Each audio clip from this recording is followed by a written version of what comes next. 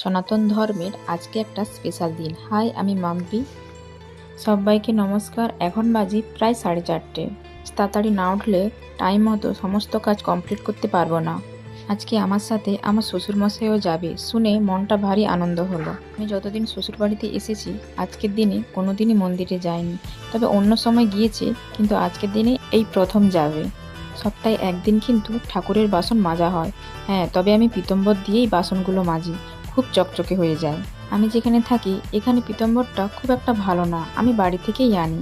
মেয়েকে বাসে তুলে দিয়েই আমি চলে গেলাম ফুল তুলতে। আমি আগের ভিডিওতে বলেছি আমার ফুল তুলতে ভীষণ ভালো লাগে। বাড়ির দিকে আকন্দ ফুল পাওয়াও যায় না আজকের দিনে, তবে এখানে ভীষণ রকমের হয়েছে ফুল।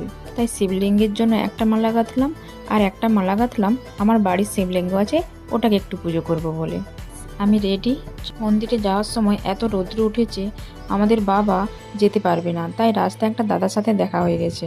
আমি তার বাইকে বাবাকে তুলে দিয়েছি, তবে বাবা বলেছিলেন যে আমি বাইকে যাব না, আমি জোর করে বাবাকে তুলে দিলাম। আমাদের বাবা অনেকক্ষণ থেকে রেডি হয়েছিলেন, সেই জন্যে আমি মন্দিরে আগে গেলাম, তারপর বাড়ির পুজো করলাম। আর আমি একা অন্য সময় থাকলে আগে আমি বাড়ির পূজা করে দিয়েই আমি মন্দিরে যাই। বাড়িতে পুজো করলে একটা শান্তি আছে অবশ্যই, কিন্তু মন্দিরে গেলে একটা আলাদাই একটা শান্তি। আচ্ছা, এইটা কি আমারই শুধু মনে হয় না তোমাদেরও মনে হয়? জানো তো, এই মন্দিরে যতবার আমরা যাই পুজো দিতে আমরা নিজেরাই পূজা করি। হ্যাঁ, তবে ব্রাহ্মণ রয়েছে, ওনাকে বললে উনি পুজো দিয়ে দেন, কিন্তু এটা ভালো যে আমরা নিজেরাই ওখানে গিয়ে পুজো দিই।